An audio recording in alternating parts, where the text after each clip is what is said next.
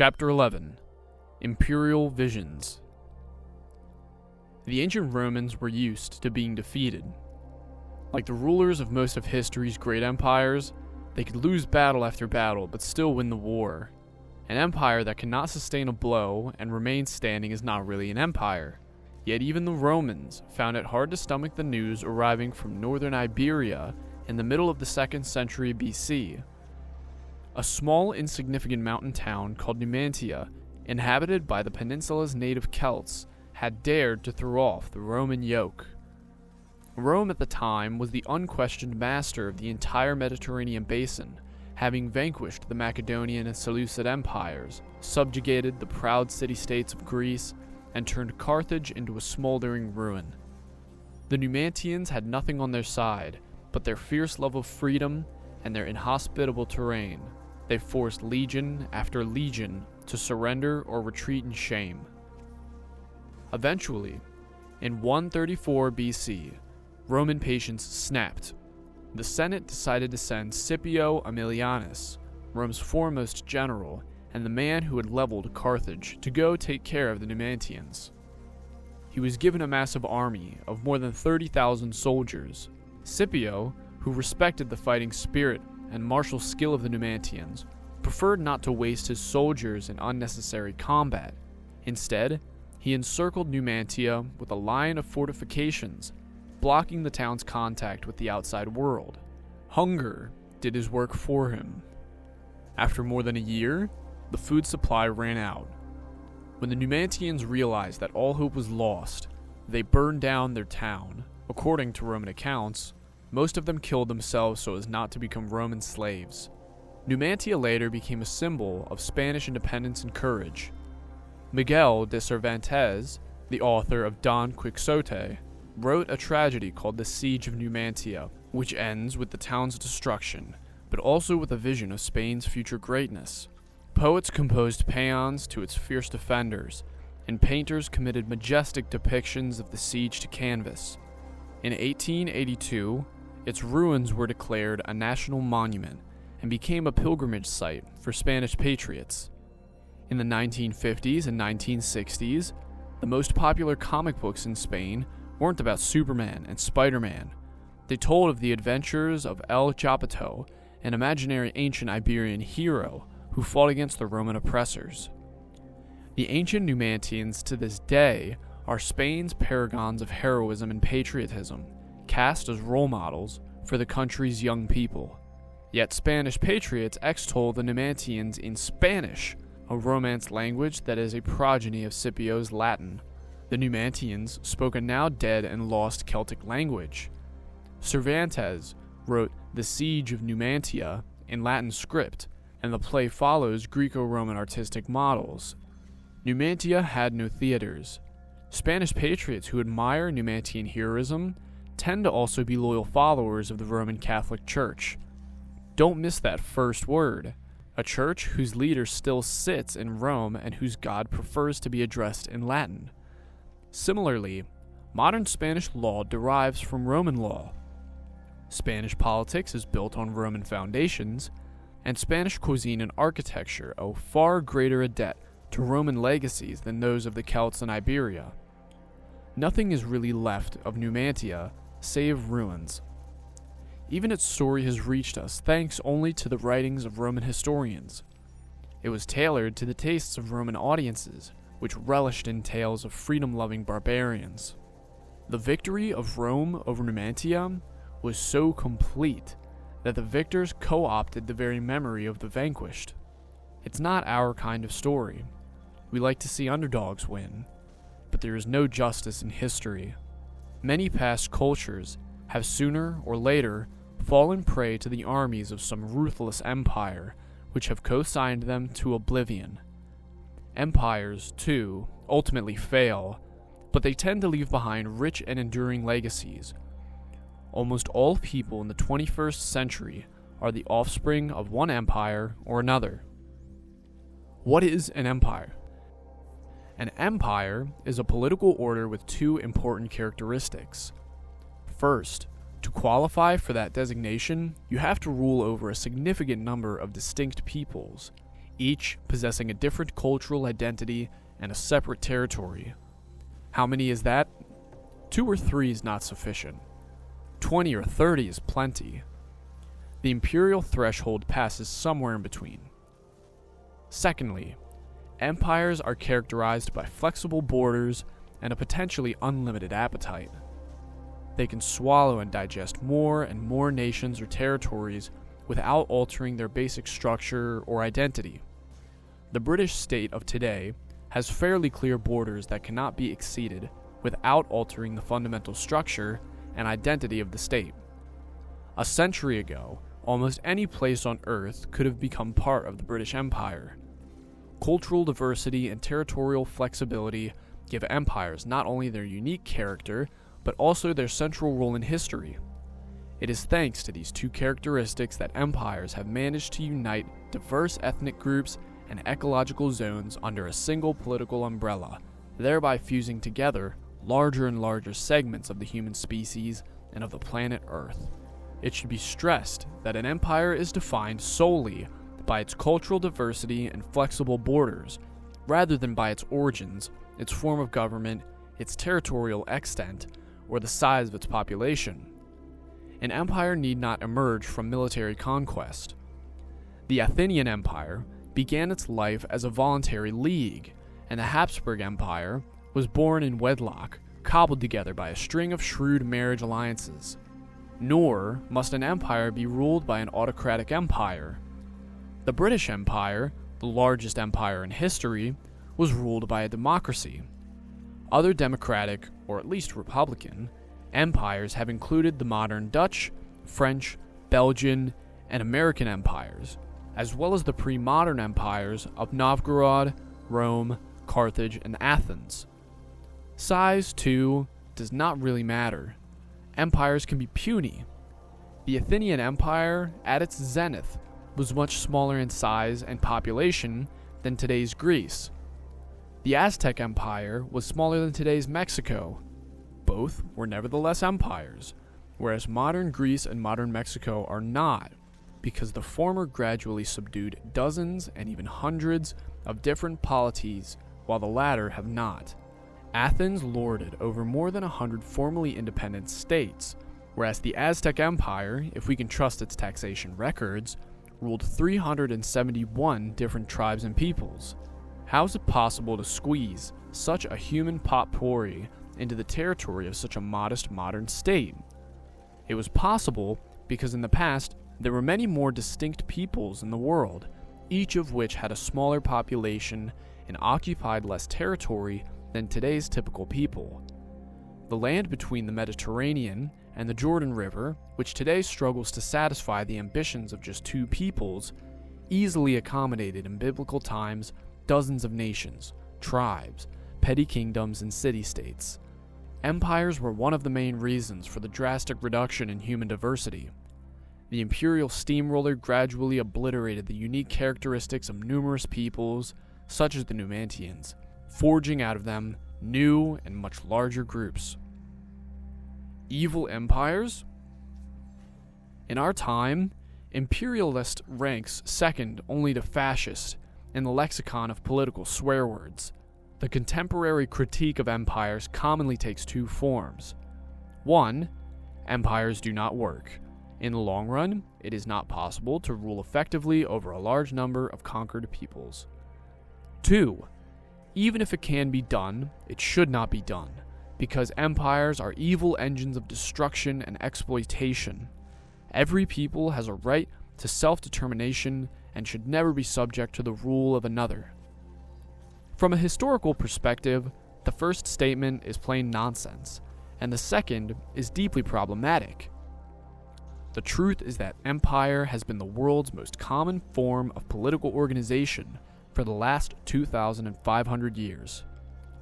Most humans during these 2.5 millennia have lived in empires. Empire is also a very stable form of government. Most empires have found it alarmingly easy to put down rebellions.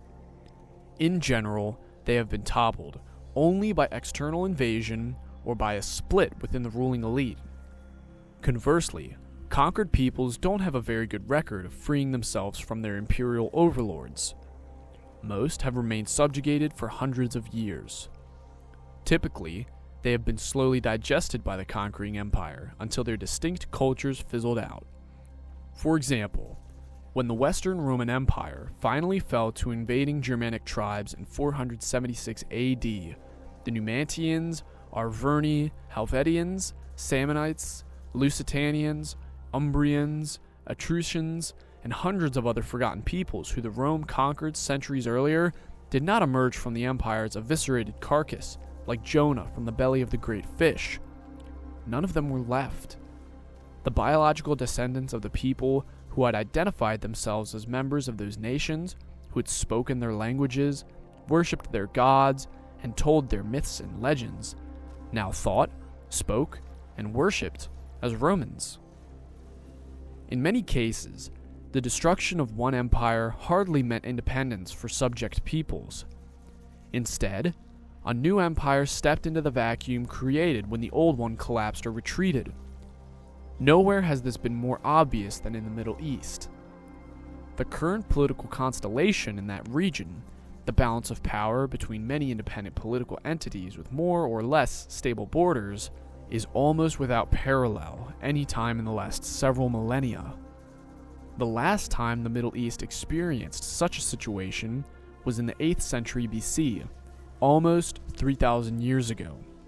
From the rise of the Neo-Assyrian Empire in the 8th century BC until the collapse of the British and French empires in the mid-20th century AD, the Middle East passed from the hands of one empire into the hands of another like a baton in a relay race. And by the time the British and the French had finally dropped the baton, the Aramaeans, the Ammonites, the Phoenicians, the Philistines, the Moabites, the Edomites, and the other peoples conquered by the Assyrians had long disappeared. True, today's Jews, Armenians, and Georgians claim with some measure of justice that they are the offspring of ancient Middle Eastern peoples. Yet these are only exceptions that prove the rule, and even these claims are somewhat exaggerated. It goes without saying that political, economic, and social practices of modern Jews, for example, owe far more to the empires under which they lived during the past 2 millennia than to the traditions of the ancient kingdom of Judea. If King David were to show up in an ultra-Orthodox synagogue in present-day Jerusalem, he would be utterly bewildered to find people dressed in East European clothes, speaking in German dialect, Yiddish, and having endless arguments about the meaning of a Babylonian text, the Talmud. There were neither synagogues, volumes of Talmud, nor even Torah scrolls in ancient Judea. Building and maintaining an empire usually required vicious slaughter of large populations and the brutal oppression of everyone who was left.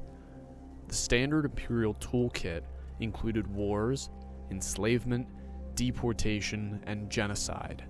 When the Romans invaded Scotland in AD 83, they were met by fierce resistance from local Caledonian tribes and reacted by laying waste to the country.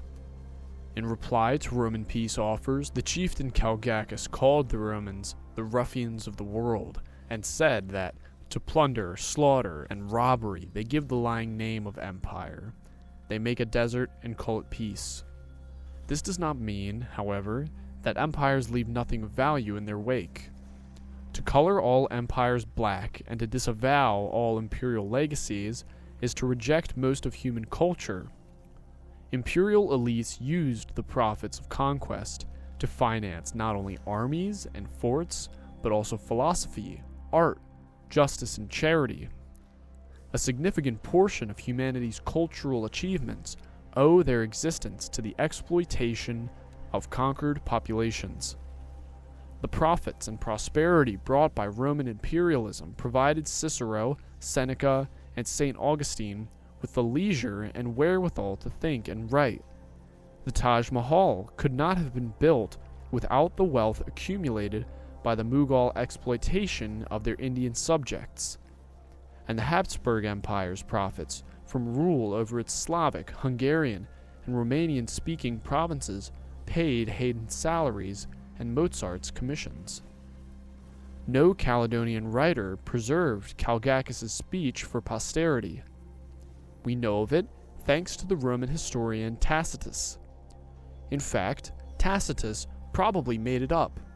Most scholars today agree that Tacitus not only fabricated the speech, but invented the character of Calgacus, the Caledonian chieftain, to serve as a mouthpiece for what he and other class Romans thought about their own country. Even if we look beyond elite culture and high art and focus instead on the world of common people, we find imperial legacies in the majority of modern cultures. Most of us today speak, think, and dream in imperial languages that were forced upon our ancestors by the sword. Most East Asians speak and dream in the language of the Han Empire. No matter what their origins, nearly all the inhabitants of the two American continents, from Alaska's Barrow Peninsula to the Straits of Magellan, communicate in one of four imperial languages: Spanish, Portuguese, French, or English. Present-day Egyptians speak Arabic, think of themselves as Arab, and identify wholeheartedly with the Arab Empire that conquered Egypt in the 7th century and crushed with an iron fist the repeated revolts that broke out against its rule. About 10 million Zulus in South Africa hark back to the Zulu age of glory in the 19th century, even though most of them descend from tribes who fought against the Zulu Empire and were incorporated into it only through bloody military campaigns. It's for your own good. The first empire about which we have definitive information was the Akkadian Empire of Sargon the Great, circa 2250 BC. Sargon began his career as the king of Kish, a small city-state in Mesopotamia. Within a few decades, he managed to conquer not only all other Mesopotamian city-states, but also large territories outside the Mesopotamian heartland. Sargon boasted that he had conquered the entire world. In reality, his dominion stretched from the Persian Gulf to the Mediterranean and included most of today's Iraq and Syria, along with a few slices of modern Iran and Turkey. The Akkadian Empire did not last long after its founder's death, but Sargon left behind an imperial mantle that seldom remained unclaimed. For the next 1,700 years, Assyrian, Babylonian, and Hittite kings adopted Sargon as a role model, boasting that they had too conquered the entire world. Then, around 550 BC, Cyrus the Great of Persia came along with an even more impressive boast. The kings of Assyria always remained the kings of Assyria. Even when they claimed to rule the entire world, it was obvious that they were doing it for the greater glory of Assyria, and they were not apologetic about it. Cyrus, on the other hand, claimed not merely to rule the whole world, but to do so for the sake of all people. "We are conquering you for your own benefit," said the Persians. Cyrus wanted the people he subjected to love him and count themselves lucky to be Persian vassals. The most famous example of Cyrus's innovative efforts to gain the approbation of a nation living under the thumb of his empire was his command that the Jewish exiles in Babylonia be allowed to return to their Judean homeland and rebuild their temple. He even offered them financial assistance. Cyrus did not see himself as a Persian king ruling over Jews. He was also the king of the Jews, and was thus responsible for their welfare. The presumption to rule the entire world for the benefit of all of its inhabitants was startling. Evolution has made Homo sapiens, just like other social animals, a xenophobic creature. Sapiens instinctively divide humanity into two parts: we and they. We are people like you and me, who share our language, religion, and customs. We are all responsible for each other, but not responsible for them. We were always distinct from them, and owe them nothing. We don't want to see any of them in our territory, and we don't care an iota what happens in their territory. They are barely even human. In the language of the Dinka people of Sudan, Dinka simply means people. People who are not Dinka are not people. The Dinka's bitter enemies are the Nuer. So what does the word Nuer mean in the Nuer language? It means original people. Thousands of miles from the Sudan deserts and the frozen icelands of Alaska and northeastern Siberia live the Yupiks. What does Yupik mean in Yupik language? It means real people. In contrast with this ethnic exclusiveness, imperial ideology from Cyrus onward has tended to be inclusive and all-encompassing. Even though it has often emphasized radical and cultural differences between rulers and ruled, it has still recognized the basic unity of the entire world, the existence of a single set of principles governing all places and times, and the mutual responsibilities of all humans. Humankind is seen as a large family. The privileges of the parents go hand in hand with the responsibility for the welfare of the children. This new imperial vision passed from Cyrus and the Persians to Alexander the Great, and from him to the Hellenistic kings, Roman emperors, Muslim caliphs, Indian dynasts, and eventually even to Soviet premiers and American presidents. This benevolent imperial vision has justified the existence of empires, and negated not only attempts by subject peoples to rebel, but also attempts by independent peoples to resist imperial expansion. Similar imperial visions were developed independently of the Persian model in other parts of the world, notably in Central America. In the Andean region, most notably in Central America, in the Andean region, and in China. According to traditional Chinese political theory, heaven, Tian, is the source of all legitimate authority on earth. Heaven chooses the most worthy person or family and gives them the mandate of heaven. This person or family then rules over all under heaven, Tian Xia, for the benefit of all its inhabitants. Thus, a legitimate authority is, by definition, universal. If a ruler lacks the mandate of heaven, then he lacks the legitimacy to rule even a single city. If a ruler enjoys the mandate, he is obliged to spread justice and harmony to the entire world. The mandate of heaven could not be given to several candidates simultaneously, and consequently one could not legitimize the existence of more than one independent state. The first emperor of the United Chinese Empire, Qin Shi Huangdi, boasted that throughout the 6 directions of the universe, everything belongs to the emperor. Wherever there is a human footprint, there is not one who did not become a subject of the emperor. His kindness even reaches oxen and horses. There is not one who did not benefit. Every man is safe under his own roof. In Chinese political thinking, as well as Chinese historical memory, imperial periods were henceforth seen as golden ages of order and justice. The first emperor of the United Chinese Empire, Qin Shi Huangdi, boasted that throughout the 6 directions of the universe, everything belongs to the emperor. Wherever there is a human footprint, there is not one who did not become a subject of the emperor. His kindness reaches even oxen and horses. There is not one who did not benefit. Every man is safe under his own roof. In Chinese political thinking, as well as Chinese historical memory, imperial periods were henceforth seen as golden ages of order and justice.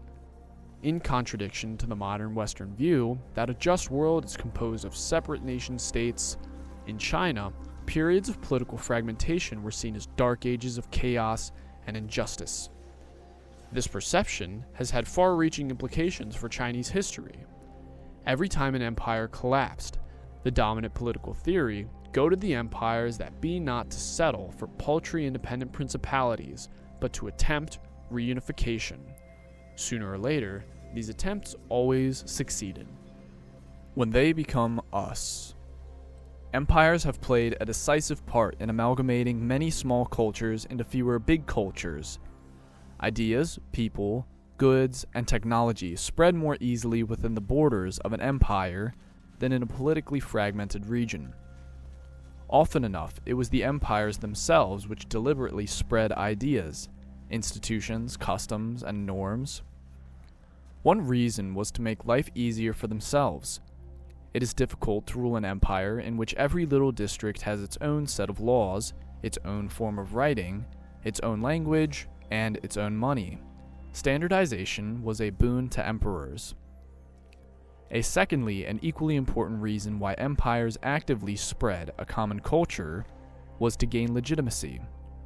At least since the days of Cyrus and Qin Shi Huangdi, empires have justified their actions, whether road building or bloodshed, as necessary to spread a superior culture from which the conquered benefit even more than the conquerors. The benefits were sometimes salient: law enforcement, urban planning, standardization of weights and measures, and sometimes questionable: taxes, conscription, emperor worship. But most imperial elites earnestly believed that they were working for the general welfare of all the empire's inhabitants.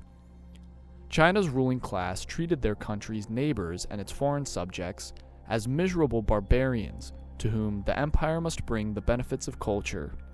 The mandate of heaven was bestowed upon the emperor not in order to exploit the world, but in order to educate humanity.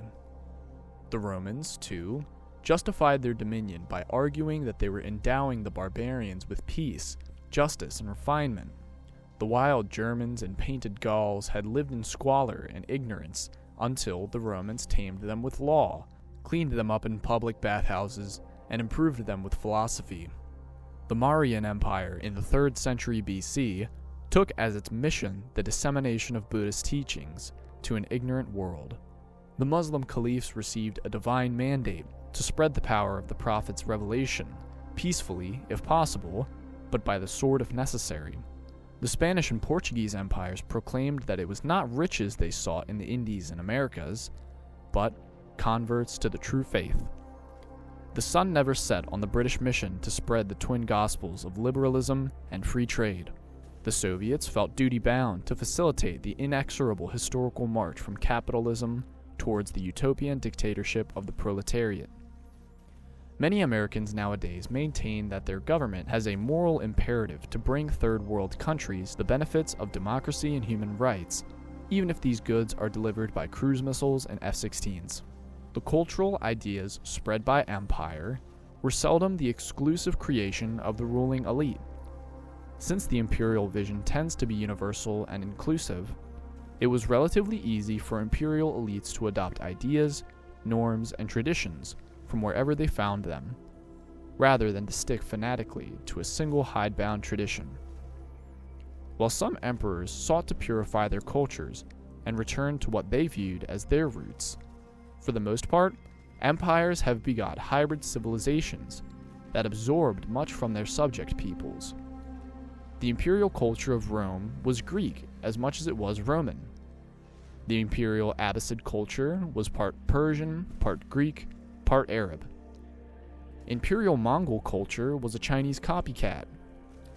In the imperial United States, an American president of Kenyan blood can munch on Italian pizza while watching his favorite film, Lawrence of Arabia, a British epic about the Arab rebellion against the Turks.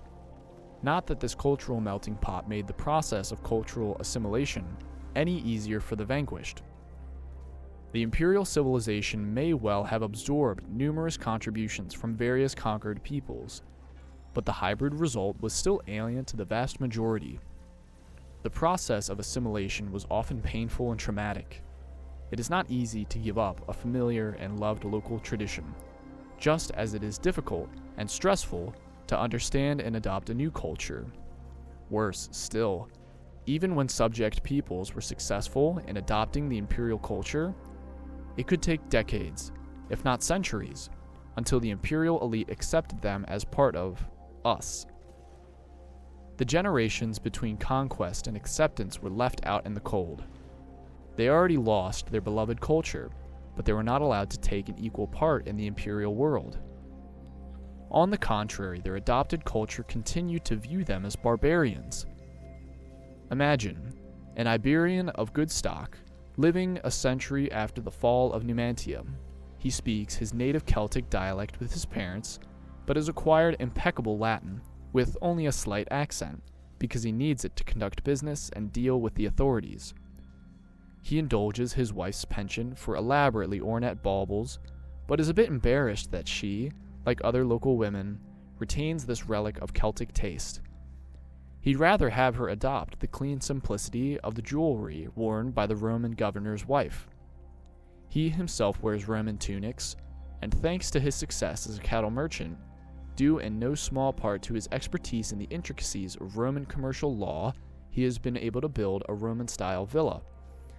Yet, even though he can recite Book 3 of Virgil's Georgics by heart, the Romans still treat him as though he's still a semi-barbarian.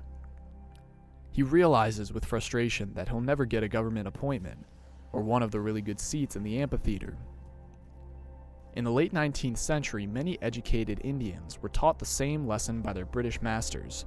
One famous anecdote tells of an ambitious Indian who mastered the intricacies of the English language, took lessons in Western-style dance, and even became accustomed to eating with a knife and fork.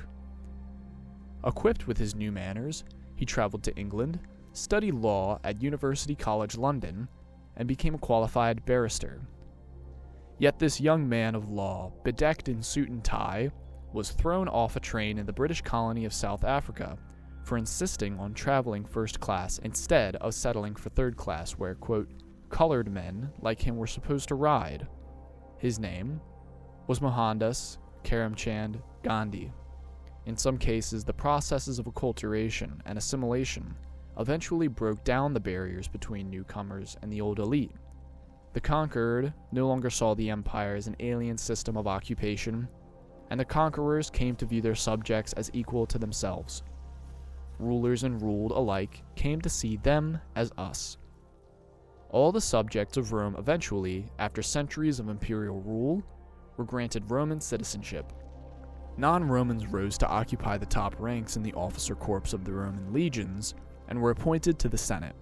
In AD 48, the Emperor Claudius admitted to the Senate several Gallic notables who, he noted in a speech, through, quote, customs, culture, and the ties of marriage have blended with ourselves. Snobbish senators protested introducing these former enemies into the heart of the Roman political system. Claudius reminded them of an inconvenient truth. Most of their own senatorial families descended from Italian tribes who once fought against Rome and were later granted Roman citizenship. Indeed, the emperor reminded them his own family was of Sabine ancestry. During the 2nd century AD, Rome was ruled by a line of emperors born in Iberia, in whose veins probably flowed at least a few drops of local Iberian blood. The reigns of the Iberian emperors, from Trajan to Marcus Aurelius, are often seen as the empire's golden age. After that, all the ethnic dams were let down. Emperor Septimius Severus, 193 to 211, was the scion of a Punic family from Libya. Elagabalus, 218 to 22, was a Syrian. Emperor Philip, 244 to 249, was known colloquially as Philip the Arab. The empire's new citizens adopted a Roman imperial culture with such zest that for centuries and even millennia after the empire itself collapsed, they continued to speak the empire's language, to live by the empire's laws, and to believe in the Christian God that the empire adopted from one of its Levantine provinces. A similar process occurred in the Arab Empire.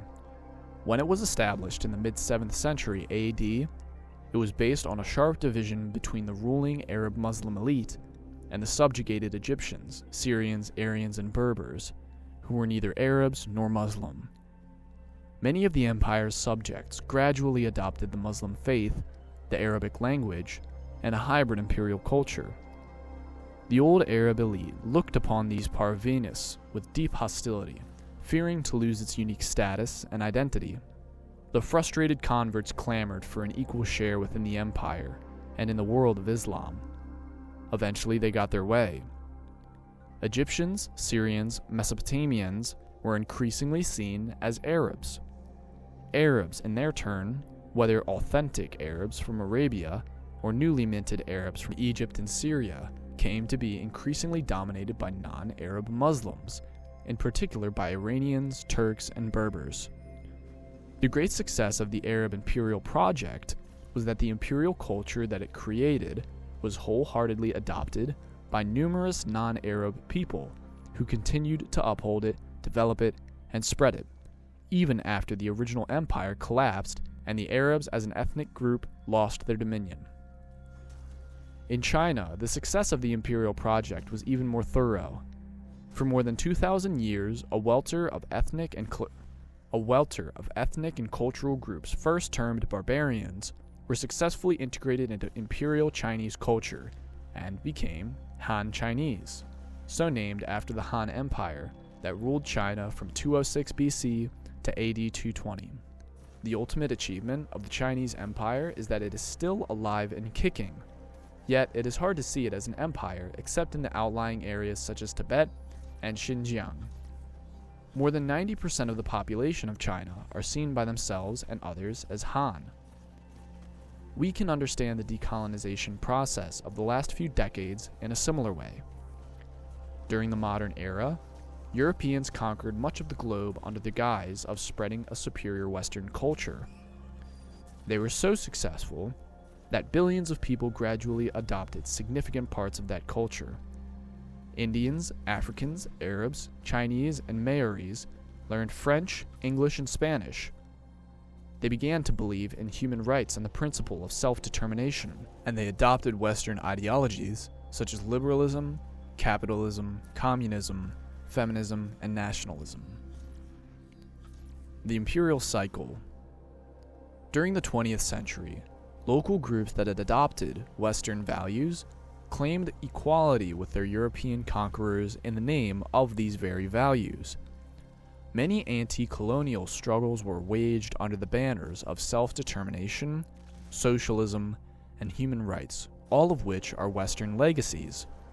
Just as Egyptians, Iranians, and Turks adopted and adapted the imperial culture that they inherited from the original Arab conquerors, so today's Indians, Africans, and Chinese have accepted much of the imperial culture of their former Western overlords, while seeking to mold it in accordance with their needs and traditions. Good guys and bad guys in history.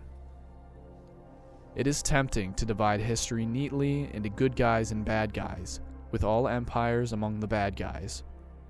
For the vast majority of empires were founded on blood and maintained their power through oppression and war. Yet most of today's cultures are based on imperial legacies. If empires are by definition bad, what does that say about us? There are schools of thought and political movements that seek to purge human culture of imperialism, leaving behind what they claim is a pure, authentic civilization untainted by sin. These ideologies are at best naive. At worst, they serve as disingenuous window dressing for crude nationalism and bigotry. Perhaps you can make a case that some of the myriad cultures that emerged at the dawn of recorded history were pure, untouched by sin, and unadulterated by other societies. But no culture since that dawn can reasonably make that claim, certainly no culture that exists now on Earth. All human cultures are at least in part the legacy of empires and imperial civilizations, and no academic or political surgery can cut out the imperial legacies without killing the patient. Think, for example, about the love-hate relationship between the independent Indian Republic of today and the British Raj. The British conquest and occupation of India cost the lives of millions of Indians and was responsible for the continuous humiliation and exploitation of hundreds of millions more. Yet many Indians adopted, with the zest of converts, Western ideas such as self-determination and human rights, and were dismayed when the British refused to live up to their own declared values by granting native Indians either equal rights as British subjects or independence. Nevertheless, the modern Indian state is a child of the British Empire.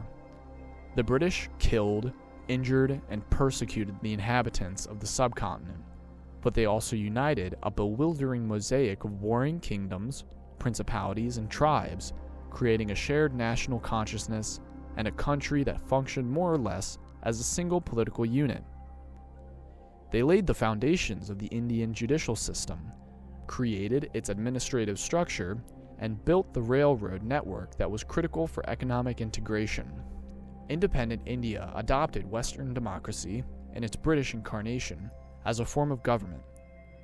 English is still the subcontinent's lingua franca, a neutral tongue that native speakers of Hindi, Tamil, and Malayalam can use to communicate. Indians are passionate cricket players and chai tea drinkers, and both game and beverage are British legacies. Commercial tea farming did not exist in India until the mid-19th century. when it was introduced by the British East India Company. It was the snobbish British sahibs who spread the custom of tea drinking throughout the subcontinent. How many Indians today would want to call a vote to divest themselves of democracy, English, the railway network, the legal system, cricket, and tea on the grounds that they are imperial legacies? And if they did, wouldn't the very act of calling a vote to decide the issue demonstrate their debt to their former overlords? Even if we were to completely disavow the legacy of a brutal empire in the hope of reconstructing and safeguarding the authentic cultures that preceded it, in all probability, what we will be defending is nothing but the legacy of an older and no less brutal empire. Those who resent the mutilation of Indian culture by the British Raj inadvertently sanctify the legacies of the Mughal Empire and the conquering Sultanate of Delhi. And whoever attempts to rescue authentic Indian culture from the alien influences of these Muslim empires sanctifies the legacies of the Gupta Empire, the Kushan Empire, and the Maurya Empire. If an extreme Hindu nationalist were to destroy all the buildings left by the British conquerors, such as Mumbai's main train station, what about the structures left by India's Muslim conquerors, such as the Taj Mahal? Nobody really knows how to solve this thorny question of cultural inheritance. Whatever path we take, the first step is to acknowledge the complexity of the dilemma, and to accept that simplistically dividing the past into good guys and bad guys leads nowhere. Unless, of course, we are willing to admit that we usually follow the lead of the bad guys. The new global empire. Since around 200 BC, most humans have lived in empires. It seems likely that in the future, too, most humans will live in one. This empire will not necessarily be ruled by a single country or ethnic group. Like the late Roman Empire or the Chinese empires, it might be ruled by a multi-ethnic elite held together by common interests and common culture. In the early 21st century, the world is still divided into about 200 states, but none of these states is truly independent. They all depend on each other. Their economies form a single global network of trade and finance, shaped by immensely powerful currents of capital, labor, and information. An economic crisis in China, or a new technology coming out of the USA, can instantaneously disrupt economies on the other side of the planet. Cultural trends also spread with lightning speed. Almost everywhere you go, you can eat Indian curry, watch Hollywood movies, play English-style association football, or listen to the latest K-pop hit. A multi-ethnic global society is forming over and above the individual states. Entrepreneurs, engineers, bankers, and scholars throughout the world speak the same language and share similar views and interests. More importantly, the 200 states increasingly share the same global patterns. Intercontinental ballistic missiles and atom bombs recognize no borders, and no nation can prevent nuclear war by itself. Climate change, too, threatens the prosperity and survival of all humans, and no government can single-handedly stop global warming. An even greater challenge is posed by new technologies such as bioengineering and artificial intelligence. As we shall see in the last chapter, these technologies could be used to re-engineer not just our weapons and vehicles, but even our bodies and minds. Indeed, they could be used to create completely new types of life forms and change the future course of evolution. Who will decide what to do with such divine powers of creation? It is unlikely that humankind can deal with these challenges without global cooperation. It remains to be seen how much cooperation could be secured. Perhaps global cooperation can only be secured through violent clashes and the imposition of a new conquering empire. Perhaps humans could find a more peaceful way to unite. For 2,500 years since Cyrus the Great, numerous empires have promised to build a universal political order for the benefit of all humans. They all lied, and they all failed. No empire was truly universal, and no empire really served the benefit of all humans. Will a future empire do better? End of chapter.